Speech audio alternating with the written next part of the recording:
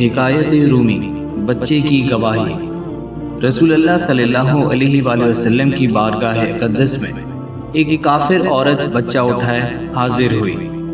اللہ کی شان دیکھیں، اس 2 ماہ کے دودھ پیتے بچے نے کہا، یا رسول اللہ صلی اللہ علیہ وآلہ وسلم، السلام علیکم، ہم آپ صلی اللہ علیہ وآلہ وسلم کی خدمت اقدس میں حاضر ہیں۔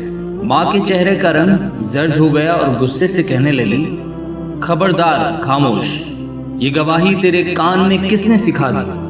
بچے نے کہا، اے میری ماں، تو اپنے سر کے اوپر تو دیکھ، حضرت جبرائیل علیہ السلام کھڑے ہوئے ہیں، وہ مجھے نظر آ رہے ہیں، اور وہ فرشتہ مجھے رسول اللہ صلی اللہ علیہ وآلہ وسلم سکھا رہا ہے اور کفر و شرک کے ناپاک علوم سے خلاصی و رہائی دلا رہا ہے۔ رسول اللہ صلی اللہ علیہ وآلہ وسلم نے فرمایا، اے دودھ پیتے بچے، یہ بتا کہ تیرا نام کیا ہے؟ بچے نے کہا، میرا نام حق تعالیٰ کے نزدیک عبدالعزیز ہے، مگر ان مشرکوں نے میرا نام عبدالعزیز رکھا ہے۔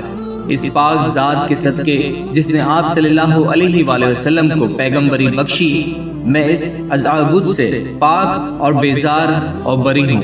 حضور پاک صلی اللہ علیہ وآلہ وسلم کی نکاح کے صدقے جنت سے اسی وقت ایسی خوشبو آئی جس نے بچے اور اس کی ماں کے دماغ کو معتدل کر دی۔ جس شخص کا خدا خود نگہبان ہو، اس کا تحفظ مرگ و ماں ہی بھی کرتے ہیں۔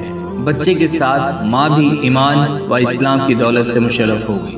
اس نے اسی وقت کلمہ شہادت پڑھا اور مسلمان ہو گئی۔ اس سے ہمیں یہ سبق ملتا ہے کہ نیک لوگوں کی قربت سے ہمیشہ فائدہ ہوتا ہے۔